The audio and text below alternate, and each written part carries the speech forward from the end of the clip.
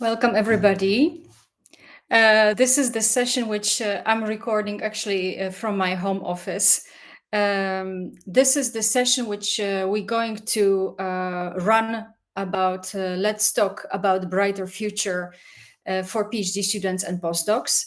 I had some troubles in Leiden Bioscience Park with running the sessions, and that's why I decided to actually invest in very nice board and run it from my home office. I got a response from my technical colleague that it works. Everything works really well. I think for next times I'm going to run some sessions from home office and some from Leiden because this session seem to be way more stable if I run them from home. So welcome everybody who is joining the sessions for the first time. My name is Schaap-Oziemlak. I'm a scientist, entrepreneur, having my own startup and agile coach.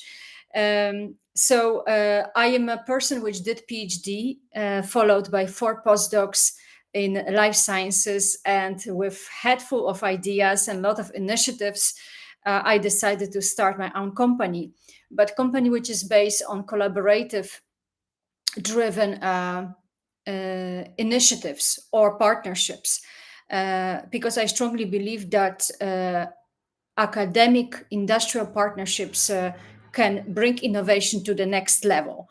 That's very important for me. That's my personal mission, professional mission, to drive such partnerships. But for that, you need to know how to build such academic industrial teams, because behind each collaborative team, but behind each great innovation, there is great team. So I became, next to being scientist and entrepreneur, having my startup, a coach, agile coach. And agility was a very important element. That's a little bit introduction for those which are joining for the first time. That was important part in terms of time management, because in industry, time is money. And the secondly, this was very important to bring agile methodology, because this helped me actually to become agile coach. And not only being trained in agility helped my project management and the way I run the projects and collaborations and how I perform work in my startup, but also it helped me to basically speed up processes, but also implement this agility into catalyzing small academic industrial partnerships. And through organizing workshops as a coach, because workshop is the best format to train people how to work together, especially people from academia and industry, I very quickly realized that I had also colleagues which were coming from academia, postdocs, PhD students, and they had question about can you also perform one-to-one coaching? And I realized very quickly that actually my services offered primarily for academic industrial partners are very as much as this are important, also coaching individuals to help them in this transition from academia, and I would check only if it's visible, from academia to industry is very important. It requires not only a coach which has academic background, which made this transition. I could present myself as an example here, without being too modest. But indeed, yes, agile coach is very important here, because the change has to be performed in a very time efficient way. There's usually not so much time. My clients, my individual coaches have so much time in making this transition, or they are at the end of finishing their PhD, or they finishing postdoc, and they have to make sure that papers are published, that or manuscripts are sent, and all the data are analyzed, and backups are done. So this has to be time efficient process in coaching in this transition. But with one thing, that for those which don't know about yet about how to perform this transition, there I am. But also, this is not a one sprint, one jump from one day to the other day that you make transition. So it requires a lot of preparations, but it's also requiring what I call here, and maybe I will put it here. What this requires, it requires action plan. So what you do next, and it's important to understand this plan and prepare it. Of course, we cannot prepare ourselves like for all the possibilities, but we can. Having me as an agile coach, I can train you in preparing different scenarios and creating a different action plan if necessary. So that's a little bit about introduction, because I run these sessions already for more than 20 times, but I think giving this introduction, giving this rationale behind why I'm doing it and why I'm running these sessions, I think gives you a great in a way overview why these things are done in this way. So we continue a little bit today's session, which I really like this hour sessions, because this is really quality time for academics who wants to join industry and not knowing so much about business ecosystems. We continuing finalizing characterization of all the most recognized business ecosystems in Netherlands. For those of you which didn't join my previous sessions, please take a look on the sessions, the previous sessions, the last two, I think, previous sessions. And for those which already were watching it, I'm going to also send you the link, so you will have opportunity to watch this session in your spare time or available time. And I would like to a little bit remind you about business ecosystems we already discussed before. So the first was, the ones which I already talked about is Amsterdam Science Park. Then we talked about Leiden Bioscience Park, where I am residing. Then we talked about TU Delft campus, Utrecht Science Park, and we also talked, I believe, 4, and we have 8. We also talked about Brightlands Camelot, Brightlands Camelot campus. So I will quickly check, because I also have notes from the previous sessions, but I believe that yes, we talked here today. We're going to talk about Wageningen campus and about Kenny's Park Twente, and that will be the two which we're going to take into perspective.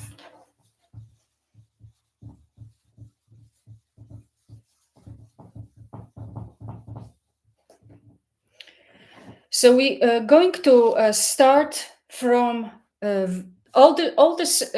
What I maybe would like to also say as the introduction, all these 8 different bioscience parks or business ecosystems are important to know, because knowing each of them have different characteristics helps you to actually target them if you would like to look for position there, for position industry.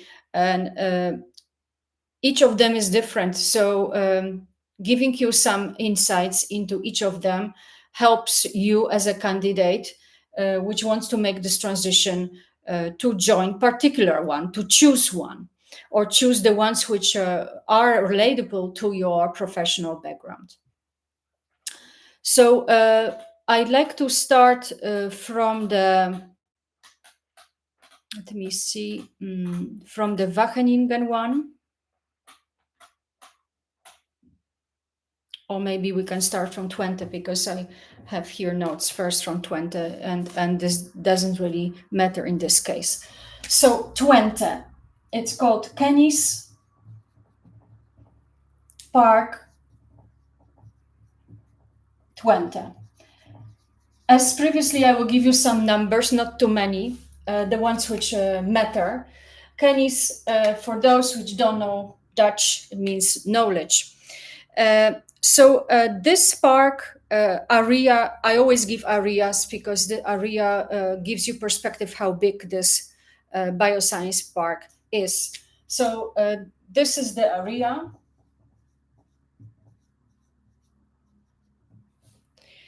And there's of course a possibility to, since Netherlands is a very small country, gives you possibility to also arrive if you would like to travel from abroad, from Germany, for example, to arrive to Netherlands, or by train. And there is, I think, the closest airport, I think, is in that case in Germany, Münster, Osnabrück.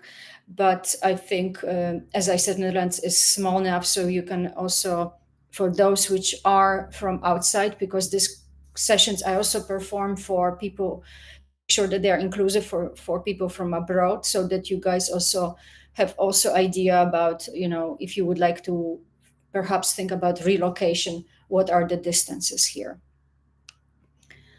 So this park has 430 companies in total. This numbers is impressive. If it comes to companies, I will just mention the biggest.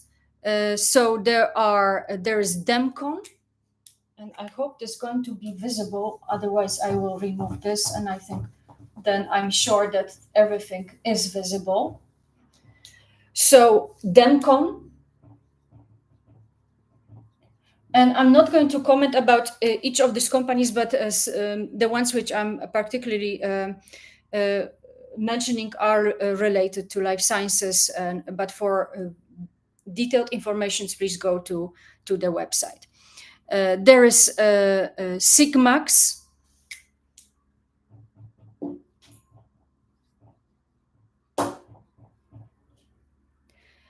There is also a company which I like to put, Kite Robotics.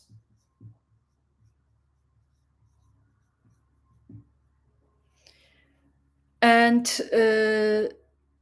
there is also a company which is Xense.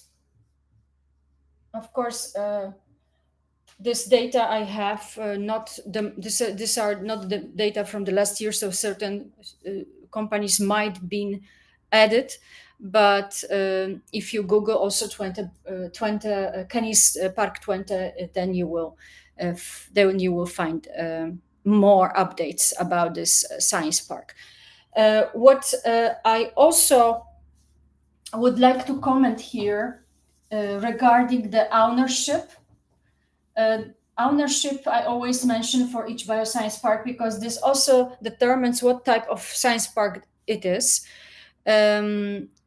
Some of them are owned by private parties, some of them are owned by universities, which makes the campus more academic or more driven to collaborate with academia and private sector or industry. Here, in terms of Kenny's Park Twente, the owner is Municipality of Enschede, university, and various private partners. So that's something about the numbers. And maybe I can only say that within this 430 companies, there is around 100 startups. So it's a pretty big representation of startups which are present in Keynes Park Twente. And I think this gives also impressive number in terms of startups. It shows that this is very good place, very good business ecosystem to develop your company once you start it. So then I usually, for those which are joining me first time, I talk about a little bit about because I cannot cover everything. I want to highlight the most important important information. Um, there's of course open innovation strategy where there are all different partners involved, sharing expertise and having incubators which allowing the innovation to grow, to be developed. Supporting startups is very crucial part of this innovation, open innovation strategy. In terms of R&D focus, I think that's also important for you to know, especially for those of you which from academia would like to proceed with your career as a scientist and you would like to become R&D scientist. It's important to also know what type of R&D focus is there, and focuses on smart materials.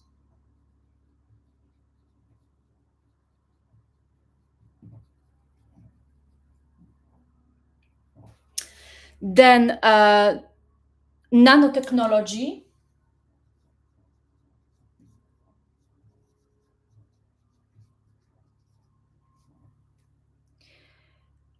and advanced manufacturing.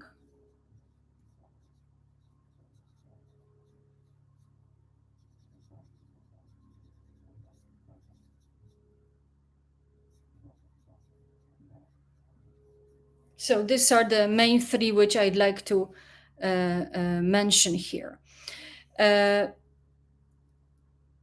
in terms of also R&D focus, that's why there are labs which offer facilities to be used, like a thermoplastic composite research center. I'm not going to mention this one, but I'm going to mention it in the comments. So this is sort of open innovation lab, which allows um actually you to not only visit these labs, but use these labs. So there is Thermoplastic Composite Research Center. This center is about thermoplastic composites. There is Fab Lab and Scheide. With special, I think, equipment, including 3D printer for prototyping. There is also a design lab, creative and cross-disciplinary lab connecting science and society, so science and public, and robotics, so robot technology for various applications. And I think this makes this Enschede quite attractive, as I said, in terms of numbers of startups, which are 100 startups are there, to actually join and develop innovation, especially because of the R&D focus and the open innovation labs which are available there to be used.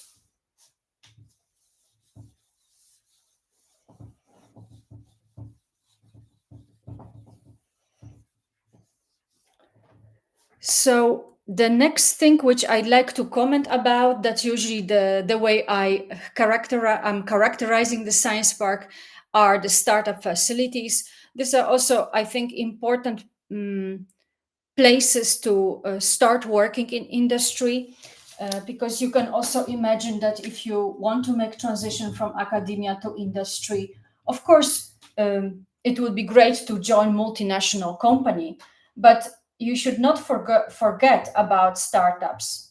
These are usually the places where the competition in terms of candidates is not as high as for positions in multinational big companies, meaning sometimes perhaps 100 candidates or around that per place. So startups are good ones to start to think about this transition as a places, and also scale ups. these are companies which already have scaled up technology, but they are still remaining within still startup, so not established yet stage. Um, Established meaning multinational, but also in terms of employment, high numbers of employees which are in the company. And some companies have also are established in terms of being international or multinational with headquarters in other countries. So that gives you good perspective. More headquarters company has, more developed this company or established this company. Yes, but these are the startups which evolve into scale ups are also, I think, very good place to start with and work in industry, especially coming from academic environment. Include regarding the startups and startup facilities. Of course, there are different programs depending on the science park. There are different programs organized. Majority of them, of course, is offering courses about preparing business plan, about marketing, about preparing marketing plan, and so on and so on, or business proposals. Uh, and of course funding. But I think what I also like about this programs is that there is also legal advice center offers advice on legal aspects of starting a new business, because a lot of startups actually doesn't have any experience so much with the legal part of a running company, especially when you start hiring people, right? And this starts from intern through scientists, through advisors, and so on and so on. So the last thing which I'd like to mention here about Twente is the events. I always tell many people which I'm meeting that I am a person which participated in many different networking events, and at this event I was meeting people which were influencing the growth of my startup, but also I met my collaborators. So this only shows the impact of such networking events. And I always think that in this transition from academia to industry, networking, while pitching for job, plays a crucial function. Uh, you increase your visibility as a candidate. You show that you can pitch. You show that you can network. So you are network, meaning that you are communicative. So in this, in a way, while you are networking, your potential employer can really see if you have communication skills, if you have good pitching skills, if you how you interact with different people, how you deal with situations which perhaps are not the easiest. Sometimes they are challenging, and yeah, how you react basically to new environment, right? Because you sometimes enter a networking event where you don't know anybody, right? And your future employer may see, oh well, she very quickly make connections, she's very social, she's very, meaning that she's very communicative, or he, so, or the candidate. So I think this is really one of the most important I would say networking events are one of the most important in a business ecosystem. They basically can facilitate collaboration, spin out of ideas, working together, partnerships. And for me, these are the most crucial activities actually in business. And you can think about online and offline, so on site. In Leiden, I will also going to put in the comments, I will give you the link about all the events which are organized by Leiden Bioscience Park, which is the biggest and the oldest science park in Netherlands. And majority of this event is free of charge. So I always advise people, please join us. And we are very happy to stay connected and meet you there. In terms of Twente, there is Startup Fest event. I think that's one of the biggest Startup Fest event. And this I'm also going to put there in the comments. So I think this is pretty visible.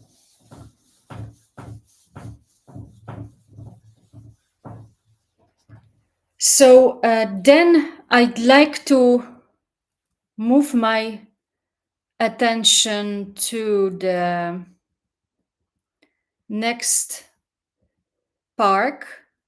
This will be Wageningen campus.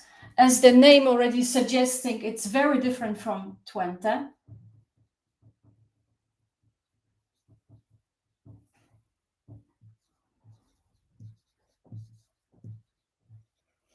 Wageningen campus area, smaller than Twente, owned by, if we go to ownership, by Wageningen University and Research, Municipality of Wageningen and various private partners, but mainly this Wageningen campus is academic. In terms of companies, to give you some numbers, of course, estimated numbers, there is 196 companies, almost 200, so less than in Twente, and from them around 155 representing startups. 6 corporate players. The ones which I'd like to mention is Friesland Campina, which you probably know, Campina products from dairy product, so yogurts and so on. There is Kijing.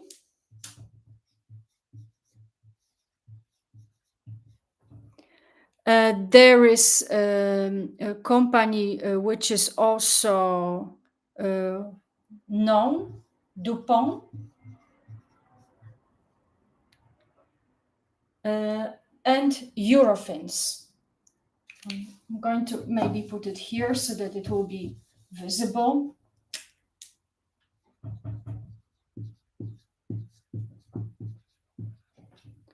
Eurofins.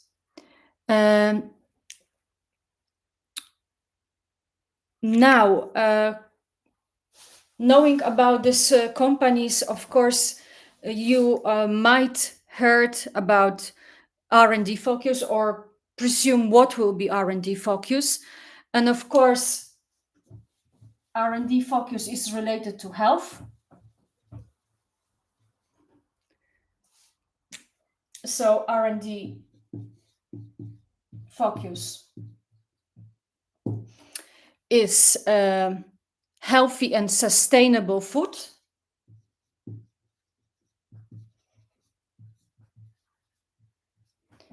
And healthy living environment.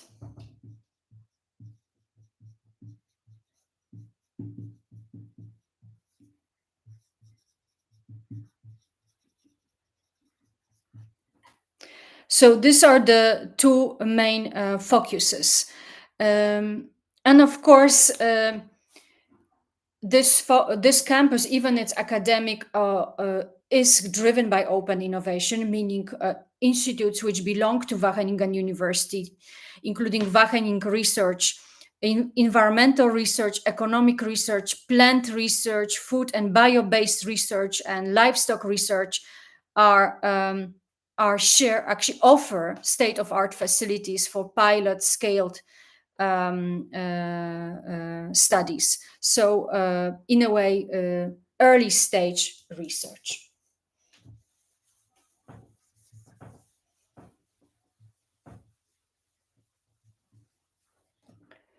So that's a little bit about R&D focus of Wageningen. In terms of startups, there are programs, entrepreneurship programs offered, including coaching, pre-seed capital courses, there's also Start Hub, especially organized for university students. So promoting actually and academic entrepreneurship. That's what I could say here. Um, and of course, when I visited Wageningen, I've been really impressed by um, plant-based research,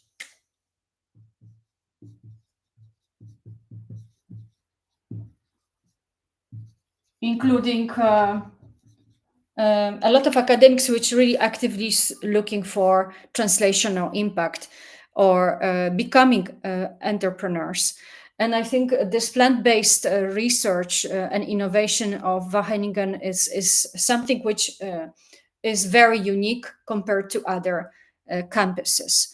And this sustainability is actually represented by green sustainability, I would say.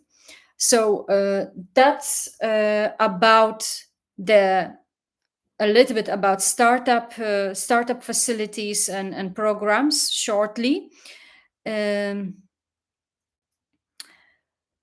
what I wanted to also mention is that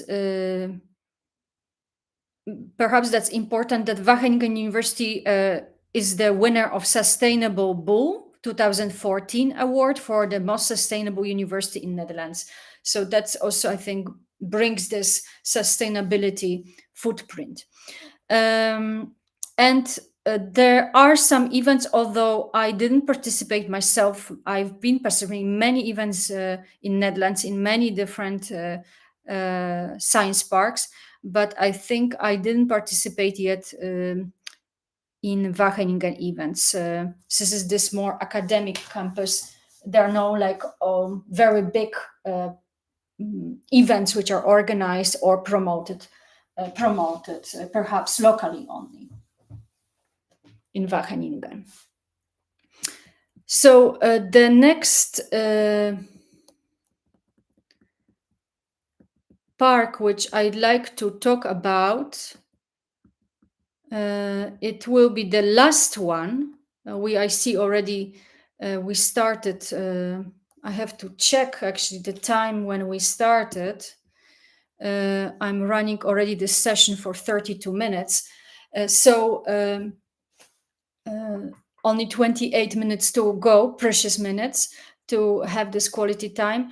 I'm going now to discuss the last park, and partially I'm also going to discuss a little bit about the strategy related to how to, how to start with action plan and what you should pay attention to. And a little bit, I'm going to talk about the scheme of my coaching for PhD students and postdocs, because I know that this question always comes back and you guys always want to have a little bit more details, even during the general, I would say, session when I give general tips and advice. So let me see. I'm going now, I'm going to switch to the park. And the Canis Park, I've done. I think the last one which I didn't talk about is Brightlands, Camelot campus. This is the last which I didn't talk about.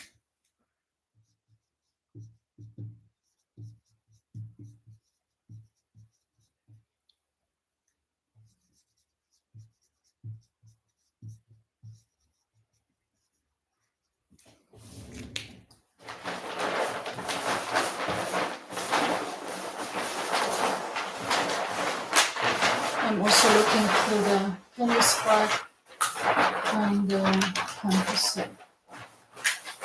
So Brightlands. This I only was checking my slides here, which I also have on the paper. But this one has area of 216.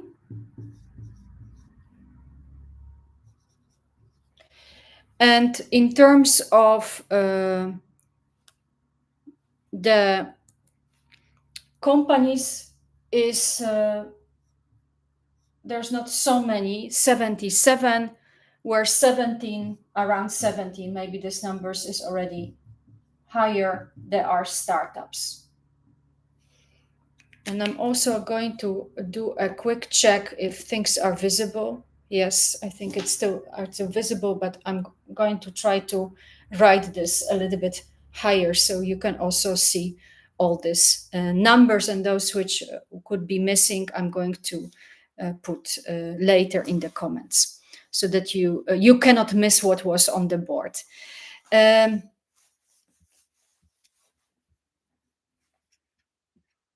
Related to the ownership,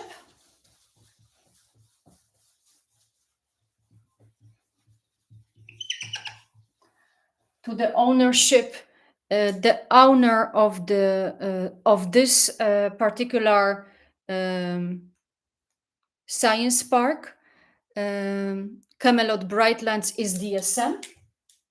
So it's actually owned by the company, already quite established in Netherlands, but also headquarters abroad, um, which I think also gives a footprint of this campus, very different footprint, industrial footprint, because it was formerly owned by DSM, and it's been completely renewed and offered to actually giving access to all the parties which want to develop companies, especially startups. Um, Brightlands Camelot has a R&D focus, which is based on the materials,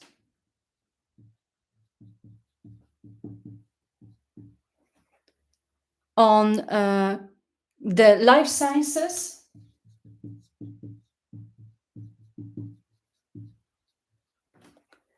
and I would say if it comes to also regenerative medicine, which is close to my heart, I would mention it here. So it's regenerative medicine, uh, including 3D printing material center. So 3D printing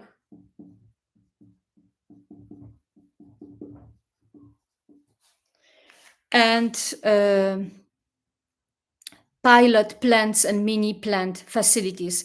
So these are the facilities which provide service to small companies by offering this R&D, so research and development infrastructure to test, right, to perform first experiment, but also upscale production of new potential products or prototypes. So giving this possibility of commercialization in a way, where commercialization process is not only related to produce prototype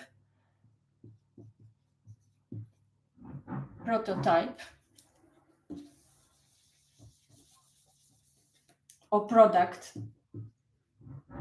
potential product, but also to produce more of it, which is actually calling upscaling.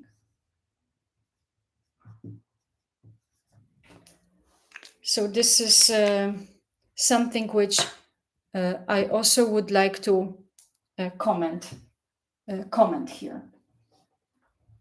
And perhaps I think I can only even turn this board more so it will be even more visible. So that's about the R&D focus, which I think offers also, I think, very in terms of manufacturing for regenerative medicine, very interesting and important facility. There are also incubator programs focusing on education, so entrepreneurial education, and also developing this campus and making sure that the program which is offered, entrepreneurship program, is focused on practice oriented program. So it has elements of experiential learning, so learning by doing, something which I very much per se appreciate. uh, and I think that's something which I'd like to say about Camelot campus. I've been there. Yes, it is a relatively industrial campus, relatively small, but I think it offers interesting um, perspective if you would like to join this campus, especially if you really perhaps already worked as an intern in industry or worked in DSM, because the ESM owned previously this campus. So that's how we actually covered all 8 science parks, which I'd like to now summarize for those which joining this session for the first time. So Amsterdam Science Park, then Brightlands,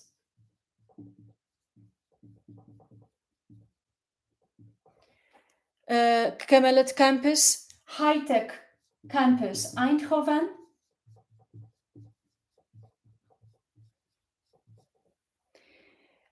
Kennis Park Twente,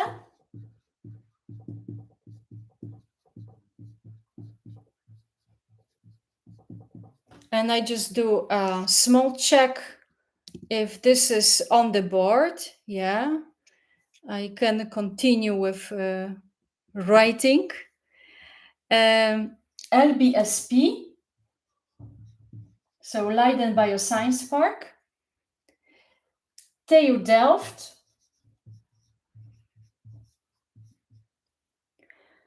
Utrecht Science Park,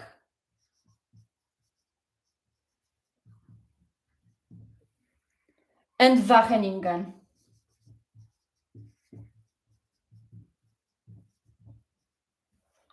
So I think we have 1, 2, 3, 4, 5, 6, 7, 8.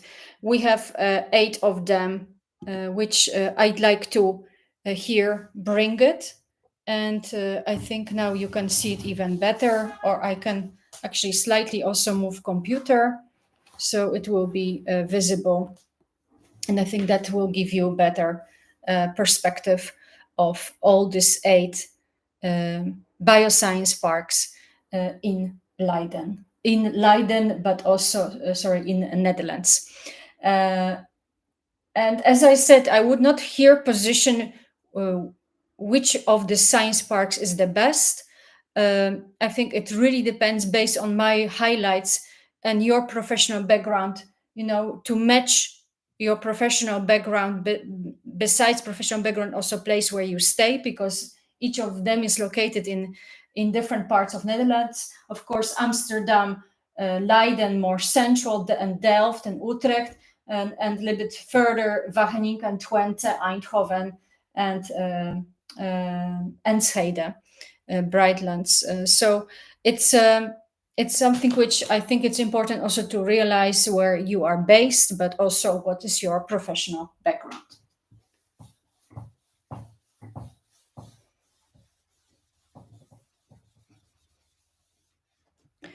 So this science parks are very often also called hubs, centers for entrepreneurship.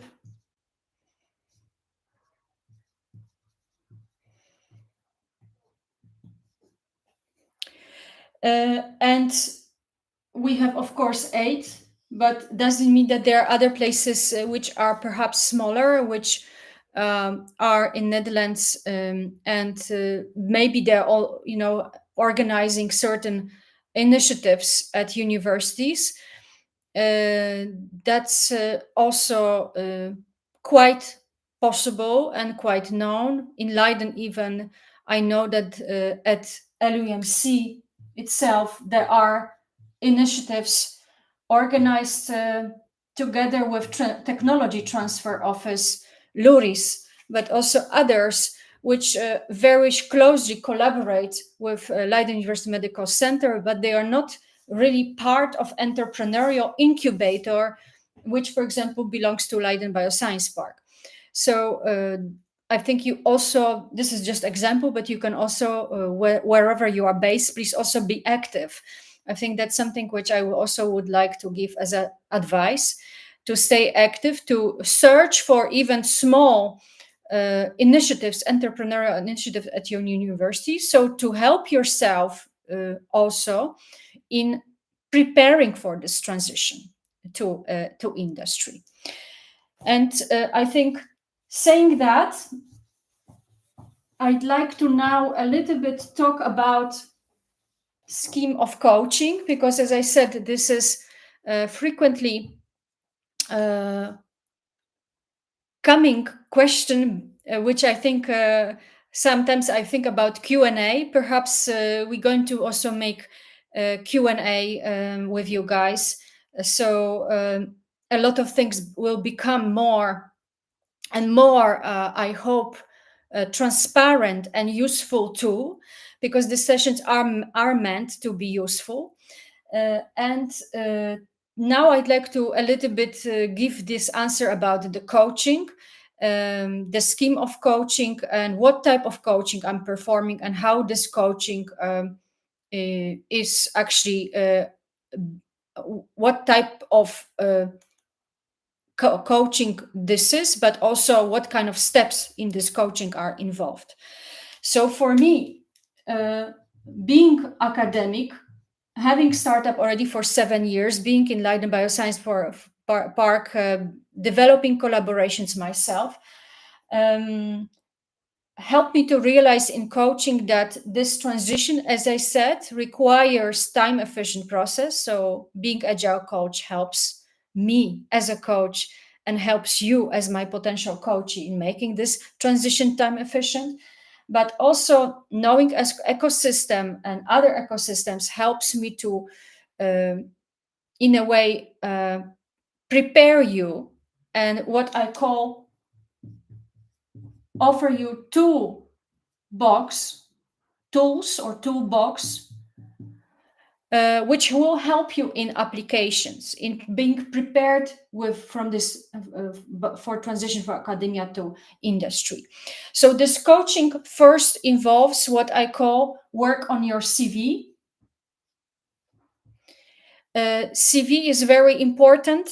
It's actually your, what we call in company, it's your business card. That's how you can relate this.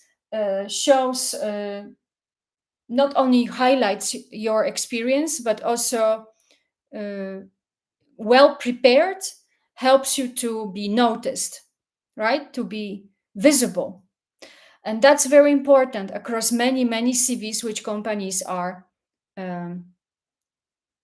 receiving. And I would be here because there were some discussions which came even to photo. I would be here, or hobbies, that's also another thing.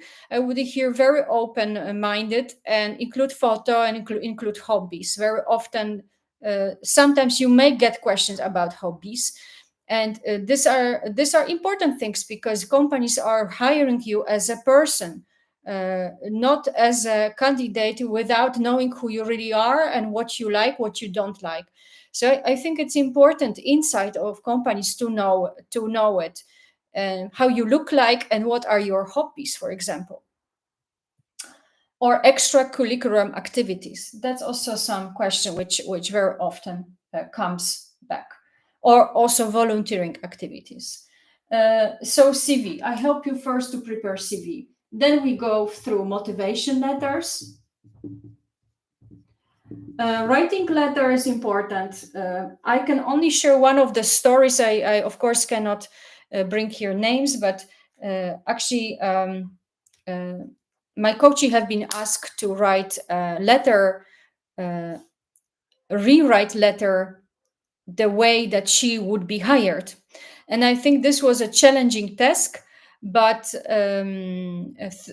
during the coaching, we we in a way managed with writing such letters.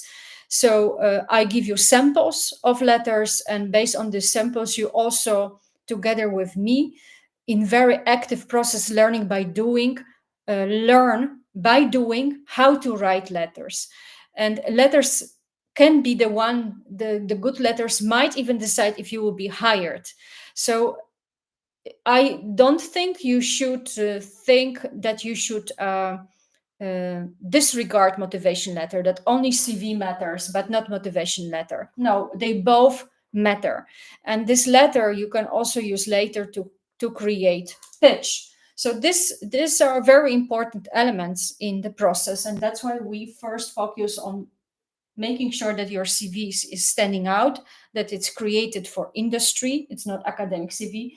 We are you are trained how to write motivation letters in creative way, in learning by doing, bringing also business case. That's where industry is also looking for.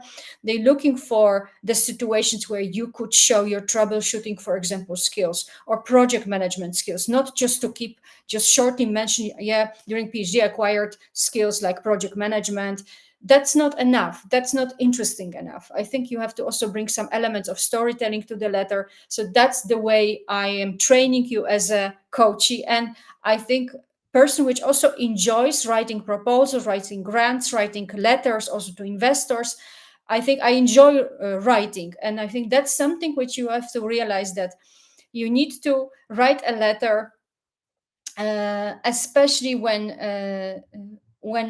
there is a high competition, especially when there is position in a multinational company. You have to write very good motivation letter and never apply the same letter to different positions, even they require scientists.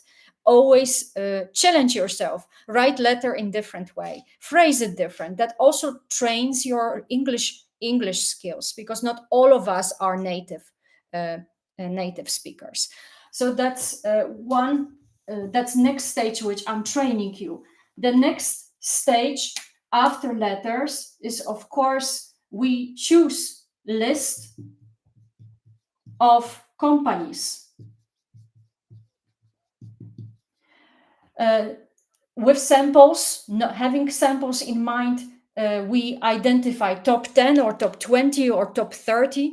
And these are important ones because they actually, what we always, I learned from my senior coach, and greetings Jan from here, Jan Franken, that, yeah, where energy flows, focus goes.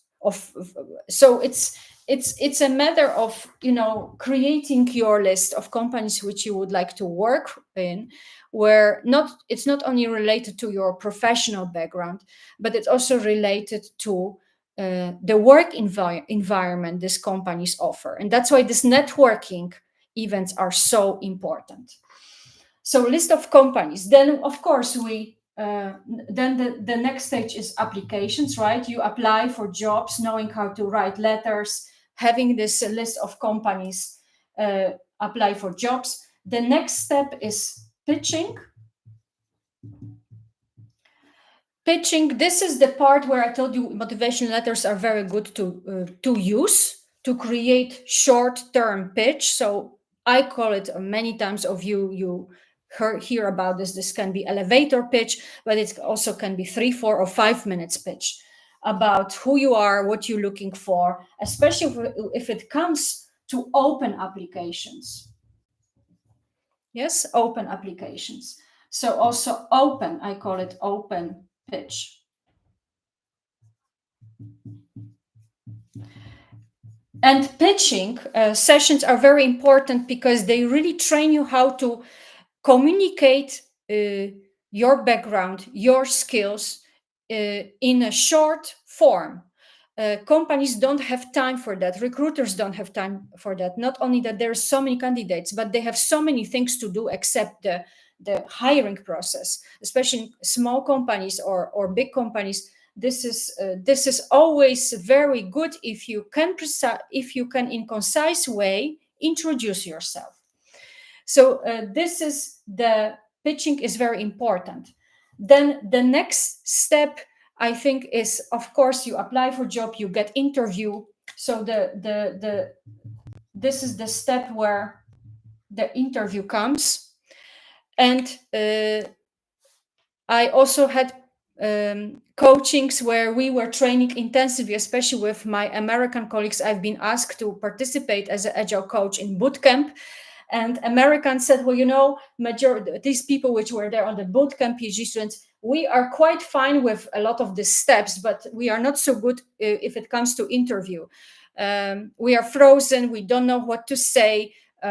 Usually these interviews are short. They require that you more or less know the answer. There's not so much time for consideration, or you know it or you don't. So yes, I was trained by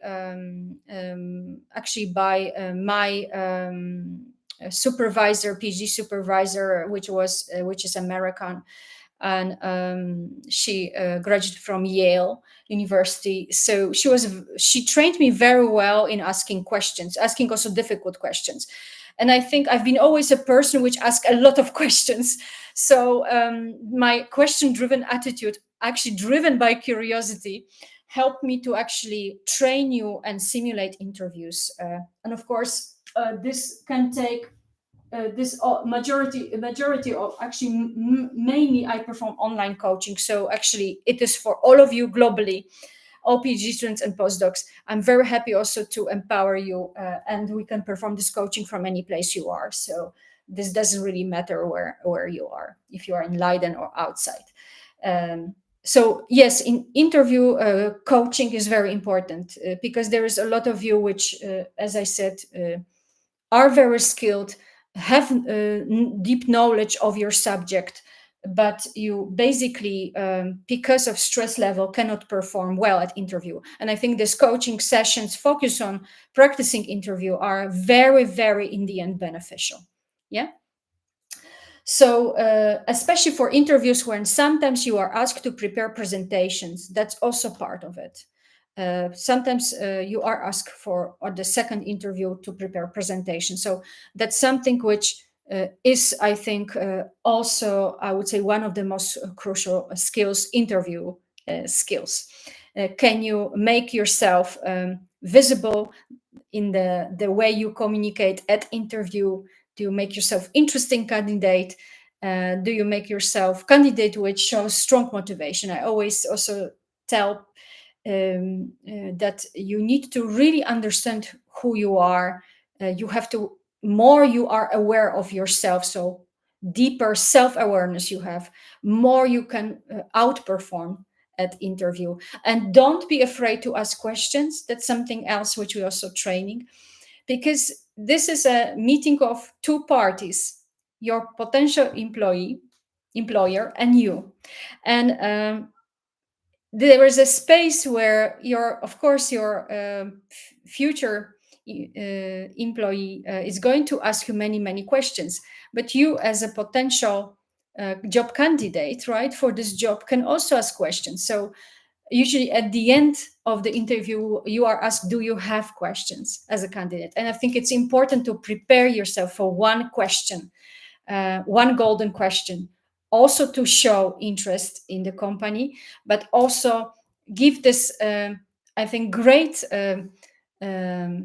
perspective, your own perspective, and sharing it openly with the company, or representatives from the company. And this I found the most fantastic, if there is interplay between two parties and not when it's just questioning candidate and that's it. I think the space given to candidate by letting him asking questions is also giving, I think, a lot of insight and a lot of feedback based on the interview. So I see that these are the last 40 seconds we have. So that's basically the scheme. Of course, depending how fast learner you are, we can, numbers of sessions are depending on how fast learner you are and how fast you want to make this transition. But of course, what is also important with the speeching, there is also some development here, which I'd like to bring. Some of my coaches said, well, could we do it pitching in live networking in a way simulation? Well, yes, I can organize live pitching events where I'm actually, it's a coaching session, but I am giving you, of course, I'm guiding you. We come to different tables. I help especially introverts to talk to different people and pitch their story. So, of course, this type of sessions, live sessions, coaching, I call it, are possible. And this is, I think, quite nice development. I've done it already for one of my coaches, and she was really happy about this possibility. And knowing that I'm there, right? That she's not alone, that I'm there to help too.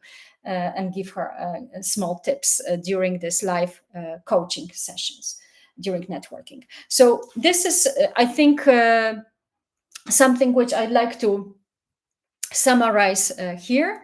I'm going to also do some nice photo out of this. I think it's, let's see again. Yes. And this is this with this, I think I would like to thank you for your attention. There was a lot of talking. I know if you have questions, please put them in the comments. I'm very happy to answer all of them. If you finishing your PhD and you would like to join coaching, please contact me by LinkedIn, by email. I will also put it there. And see you next time. Bye.